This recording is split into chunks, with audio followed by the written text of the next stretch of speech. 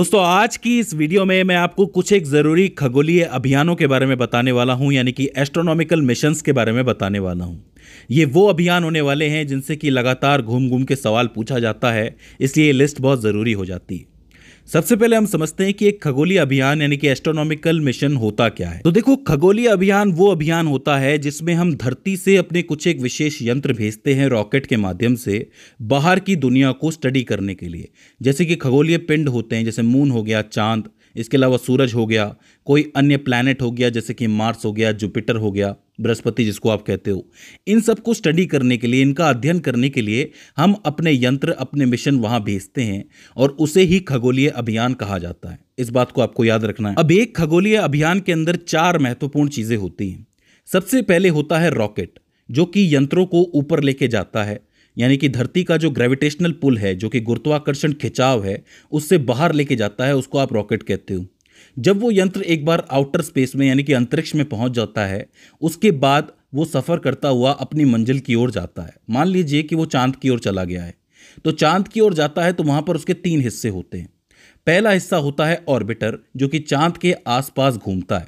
उस हिस्से को हमेशा अंतरिक्ष में ही रखा जाता है, चांद के इर्द गिर्द। अब आप पूछोगे कि ये चांद के आसपास कैसे घूम रहा है? बिल्कुल वैसे ही जैसे चांद घूमता है धरती के आसपास, ग्रेविटेशनल पुल की वजह से, गुरुत्वाकर्षण खिंचाव की वजह से। वहीं दूसरा जो हिस्सा होता है उसको हम कहते हैं लैंडर, यानी कि वो यंत्र जो सीधा जाकर के लैंड करता है चांद की सतह के ऊपर, ठीक है, सरफेस के ऊपर। और तीसरा होता है रोवर।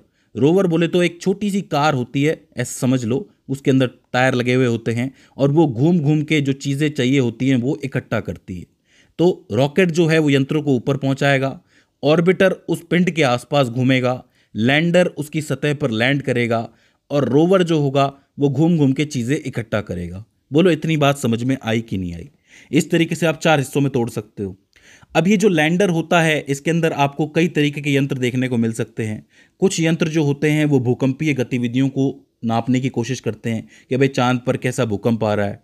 कुछ उसकी मिट्टी को जांचने की कोशिश करते हैं। कुछ जो है चीज़ें इकट्ठा करने की, मतलब उनके अंदर कंटेनर लगा होता है, उसके अंदर चीज़ें स्टोर करने की कोशिश करते हैं। तो इस तरीके से तरह तरह के यंत्र जो है उसमें लगा के भेजे जाते हैं। तो ये होता है एक अभियान और उसके यंत्र। इसी तरीके से कई सारे ऐसे देश हैं जिन्होंने बहुत से ऐसे अभियान बना करके भेजे हैं और वहां जाकर के उन्होंने स्टडी की है। तो उसी लिस्ट को हम पढ़ना चाहते हैं। सबसे पहले आता है इस लिस्ट के अंदर अपोलो मिशन, जो कि मानव इतिहास का सबसे महत्वपूर्ण मिशन माना जाता है। यूएसए यानी कि संयुक्त राज्य अमेरिका ने एक मानव को, यानी कि एक आदमी को चंद्रमा पर उतारने के लिए इस मिशन की शुरुआत की थी। नासा, जो कि यूएसए की एक स्पेस एजेंसी है, उसने लगभग ऐसे अभियान थे जो चंद्रमा की तरफ भेजे थे धरती से। इसे आपको याद रखना है। लेकिन इस सब में सबसे इंपॉर्टेंट था अपोलो 11 यानी कि अपोलो 11, जो कि 1969 में, जुलाई 1969 में चांद पर लैंड किया था। इसमें लगभग 3 एस्ट्रोनॉट थे, 3 आदमी थे, जिसमें से एक थे नील आर्मस्ट्रॉन्ग, दूसरे थे बज एल्ड्रिन और तीसरे थे माइकल कॉलिंस। नील आर्मस्ट्रॉन्ग के बारे में तो आप जानते हैं कि ये पहले व्यक्ति थे जिन्होंने चंद्रमा पर कदम रखा था। लेकिन कुछ और बातें हैं जो आपको जाननी चाहिए, जैसे कि बज एल्ड्रिन जो हैं वो पहले ऐसे व्यक्ति हैं, संसार के पहले ऐसे व्यक्ति हैं जिन्होंने चंद्रमा पर मूत्र विसर्जन किया था। जी हाँ, बिल्कुल सही सुना आपने, पी किया था। वहीं ये दोनों तो चांद पे थे, लेकिन जो तीसरे थे माइकल कॉलिंस, वो उस वक्त कहाँ पर थे? वो ऑर्बिटर के अंदर थे, मतलब वो चांद के चक्कर लगा रहे थे। वो एक पायलट थे, तो वो चक्कर लगा रहे थे चांद के। तो ऐसा कहा जाता है कि माइकल कॉलिंस जो है वो चांद के जब दूसरी तरफ गए, जो कि कभी नज़र नहीं आता, तो वो यूनिवर्स के सबसे अकेले आदमी कहे जाते हैं। मतलब एक समय के लिए वो बिल्कुल अकेले हो गए थे। ये जो अपोलो अभियान चला था, इस अभियान के तहत टोटल 6 इंपॉर्टेंट लैंडिंग हुई थी, जिसके तहत 12 लोग चांद पर होके आए थे। मतलब पहले तो नील आर्मस्ट्रॉन्ग थे, उसके बाद बज एल्ड्रिन गए थे, इनके अलावा भी 10 लोग मून पर होके आए हैं। तो ये चीज़ आपको याद रखनी है। दूसरा जो मिशन आता है वो है कैसिनी मिशन, जो कि 1997 में हुआ था। शनि ग्रह, जो कि आपका सैटर्न है, उसकी जो वलय हैं, उसकी जो रिंग्स हैं और उसकी जो चंद्रमा है, उनको स्टडी करने के लिए, उसका अध्ययन करने के लिए इसको भेजा गया था। नासा, यूरोपीय अंतरिक्ष एजेंसी जिसको ईएसए भी कहा जाता है, और इतावली अंतरिक्ष एजेंसी जिसको एएसआई कहा जाता है, इन तीनों ने मिलकर ये मिशन किया था। मतलब इसमें यूरोप भी शामिल था, अमेरिका भी शामिल था और इटली भी शामिल था। इसकी जो प्रमुख उपलब्धि थी वो ये थी कि शनि की जो रिंग्स थी, वलय थी, और उसके चंद्रमा थे, उन सबकी इसने स्टडी अच्छी तरीके से की थी। बहुत अच्छा डाटा इसने दिया था और ये काफ़ी इंपॉर्टेंट मिशन भी था। एक मजे की बात ये थी कि जो एनसेलैंड है, एनसेलैंड एक चंद्रमा है शनि ग्रह का, सैटर्न का, उस पर पानी के फुहारों की खोज की थी कैसिनी ने। तो ये काफ़ी इंपॉर्टेंट थी, इसे आपको याद रखना है। इसके बाद अगर हम जापान की तरफ जाएं तो जापान ने 2 मिशन लॉन्च किए थे। एक था हायाबुसा 1। हायाबुसा 1 जो है वो 2003 के अंदर भेजा गया था और इसका काम ये था कि आप एस्टेरॉयड या फिर शुद्ध ग्रह के जो नमूने हैं वो एकत्रित करके वापस लेके आओ। और दूसरा था हायाबुसा 2 जिसको 2014 के अंदर भेजा गया था। इसका काम भी यही था कि रुगुयु नाम का एक एस्टेरॉयड था, उसके नमूने एकत्र करना और उसको पृथ्वी पर वापस भेजना, ये काम इनका था। साधारण भाषा में स्पेस के अंदर बहुत सारे पत्थर घूमते रहते हैं, तो उन पत्थरों का डाटा इकट्ठा करो और उसको भेजो, ये काम हायाबुसा 1 और हायाबुसा 2 का था। याद रखने वाली बात यह है कि सूक्ष्म नमूने जो थे वो इसने हासिल भी किए थे और धरती पर लेके भी आया था। हायाबुसा 1 जो था वो 2010 के अंदर लेके आया था वापस, और हायाबुसा 2 जो था वो 2020 के अंदर लेके आया था। तो काफी इंपॉर्टेंट है। आता है रोसेटा मिशन जो कि 2004 के अंदर भेजा गया था, काफी इंपॉर्टेंट था। इसको यूरोपीय स्पेस एजेंसी ने भेजा था और इसका काम यह था कि एक घूमते हुए धूमकेतु की परिक्रमा करना और उसको स्टडी करना। 2014 में एक धूमकेतु की परिक्रमा करने वाला यह पहला यान बना था, रोसेटा मिशन। तो इसे आपको याद रखना है। इसके बाद आता है हुईजेन्स प्रोब, ये जो है 2004 के अंदर भेजा गया था। शनि के सबसे बड़े चंद्रमा टाइटन के वायुमंडल और सतह का अध्ययन करने के लिए इसको भेजा गया था। जैसा कि आपको पता है कि शनि ग्रह यानी कि जो सैटर्न है उसके बहुत से चंद्रमा हैं, उसमें सबसे बड़ा चंद्रमा जो है वो है टाइटन। टाइटन के नाम से यहाँ पे एक कंपनी भी है, आपको पता है। उस टाइटन का जो वायुमंडल है और उसकी जो सतह है उसको पढ़ने के लिए, उसको स्टडी करने के लिए इसको भेजा गया था। बड़ी बात यह है कि ये टाइटन की सतह पर, सरफेस पर उतर भी गया था और इसने नारंगी रंग का कोहरा और तरल मीथेन की झीलों की छवियां भेजी थी, मतलब पिक्चर्स भेजी थी। तो ये काफ़ी इंपॉर्टेंट था, इसे याद रखना है, हुईजेन्स। इसके बाद आता है मैसेंजर, ये भी 2004 के अंदर भेजा गया था। इसका काम यह था कि जो मरकरी है, बुध ग्रह है, उसका अध्ययन करना है। याद रखना ये रोसेटा मिशन का हिस्सा नहीं था, इसको नासा ने अलग रूप से भेजा था। इसकी उपलब्धि ये थी कि ये बुध ग्रह की परिक्रमा करने वाला, मतलब बुध का चक्कर काटने वाला एक पहला इंपॉर्टेंट यान बन गया था। इसने बुध ग्रह के जो चुंबकीय क्षेत्र है, जो मैग्नेटिक फील्ड है, उसकी खोज की थी और ये भी बताया था कि बुध के जो ध्रुव हैं, मतलब मरकरी के जो पोल्स हैं, उन पर बर्फ जमी हुई है। तो ये काफ़ी इंपॉर्टेंट था मैसेंजर, इसे याद रखना। इसके बाद आता है डीप इम्पैक्ट यान, जिसको 2005 के अंदर भेजा गया था। इसका उद्देश्य ये था कि एक धूमकेतु है जिसका नाम था टेम्पेन 1, उसकी आंतरिक संरचना देखनी थी इसको, उसका अध्ययन करना था, इसके लिए इसको भेजा गया था। इसलिए इसको इम्पैक्टर भी कहा गया था। इसका काम ये था कि धूमकेतु पर एक इम्पैक्टर छोड़ो, मतलब जिससे कि उसकी आंतरिक संरचना पता चल सके। तो छोड़ा, तो छोड़ने के बाद जो आंतरिक चीज़ें बाहर आई, उससे धूमकेतु का जो मूल पदार्थ है उसका पता चला। तो ये डीप इम्पैक्ट यान भी काफ़ी इंपॉर्टेंट था, इसको आपको याद रखना है। इसके बाद आता है सोलर बी, जिसको 2006 के अंदर भेजा गया था। इसको आजकल हिनोड के नाम से भी जाना जाता है, हिनोड का नाम इसको दिया गया है। इसका मुख्य काम ये था कि जो हमारा सूर्य है उसका क्रोमोस्फियर, कोरोना और उसका चुंबकीय क्षेत्र, जिसको आप मैग्नेटिक फील्ड भी कहते हो, उसका अध्ययन करना। देखिए होता यह है कि कभी कभी जो सूर्य है हमारा, सूर्य से बहुत से सौर तूफान आते हैं, मतलब उसके अंदर बहुत सारी रेडिएशन बाहर निकलती है जिससे हमारे यहाँ पे हवा बहती है। वैसे ही अंतरिक्ष के अंदर पूरा सौर तूफान बहता है। इस वजह से मौसम बिगड़ता रहता है, मतलब अंतरिक्ष का मौसम भी बिगड़ता रहता है। तो उसको स्टडी करने के लिए इसको भेजा गया और ये काफ़ी हद तक कामयाब भी रहा था। तो इसे भी आपको याद रखना है। इसके बाद नंबर आता है हमारे भारत का। भारत ने भेजे थे चंद्रयान 1, चंद्रयान 2 और चंद्रयान 3।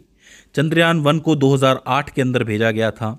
इसका काम ये था कि चंद्रमा की परिक्रमा करना और उसकी सतह पर रासायनिक, खनिज और स्थलाकृतिक मानचित्रण करना, मतलब वहां देखना कि क्या क्या खनिज वहां पाए जाते हैं। दूसरा आया चंद्रयान 2, जिसको 2019 के अंदर भेजा गया था। इसका काम ये था कि चंद्रमा का जो दक्षिणी ध्रुवीय क्षेत्र है वहां पर अपना लैंडर विक्रम उतारना और रोवर भेजना, रोवर का नाम प्रज्ञान था, और साथ ही वहां पर ऑर्बिटर भी उतारना। अब हुआ ये था कि उसके अंदर थोड़ी सी दिक्कत हो गई थी, विक्रम का जो संपर्क है वो टूट गया था, इस वजह से विक्रम जो है वो काम नहीं कर पाया था। लेकिन ऑर्बिटर आज भी वहीं घूम रहा है, मतलब चांद के आसपास घूम रहा है और चांद का अध्ययन भी कर रहा है, स्टडी भी कर रहा है। तो इसको पूरी तरह असफल नहीं कहा जा सकता, ये सफल था, आधा सफल था, आधा असफल था। तो इसको आपको याद रखना है।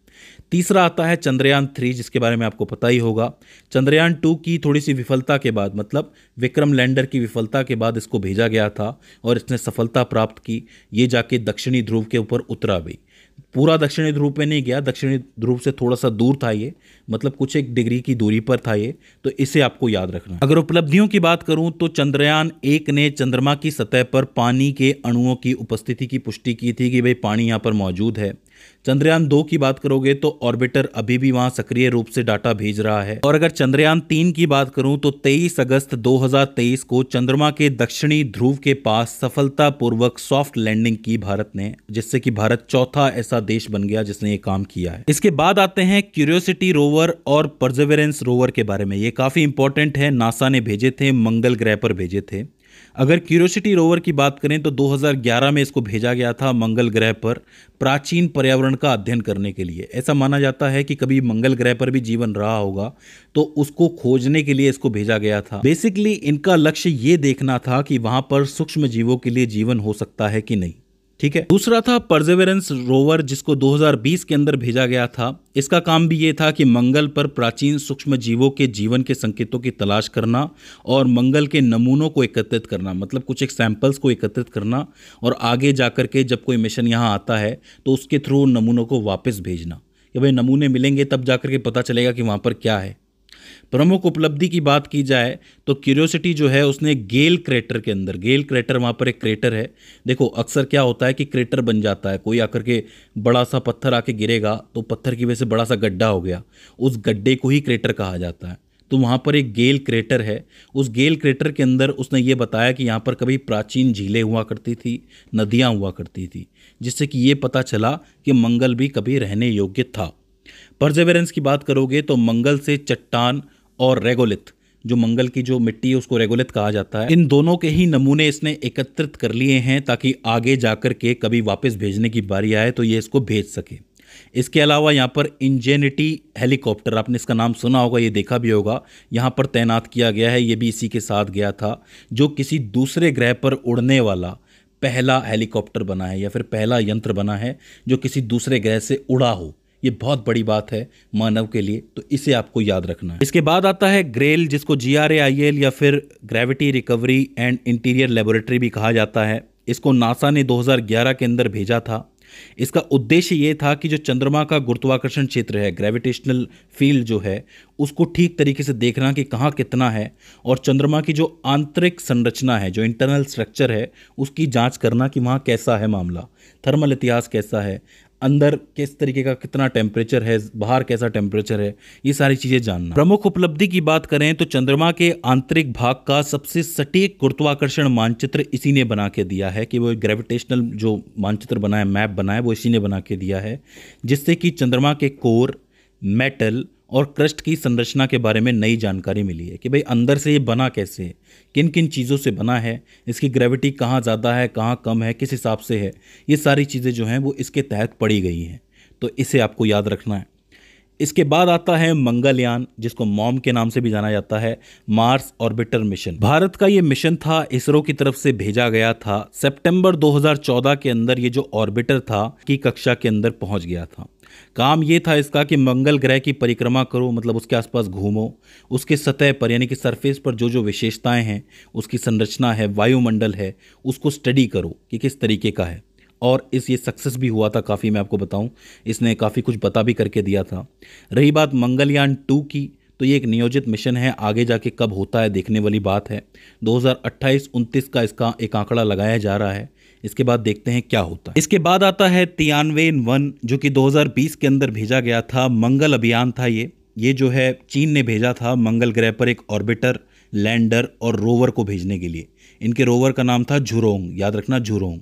इसकी प्रमुख उपलब्धि ये थी कि सफलतापूर्वक मंगल की परिक्रमा की, लैंडर को उतारा और रोवर को तैनात भी किया, जिससे कि जो चीन है वो मंगल पर सफलतापूर्वक लैंडिंग करने वाला और रोवर तैनात करने वाला दूसरा देश बन गया। तो तियानवेन-1 काफी इंपॉर्टेंट मिशन था। इसके बाद आता है होप मिशन, जिसको अल अमल के नाम से भी जाना जाता है। 2020 के अंदर इसको भेजा गया था। मैं आपको बता दूं कि UAE जो है उसका पहला अंतर्ग्रही मिशन है ये, इसको याद रखना, अंतर्ग्रही मिशन।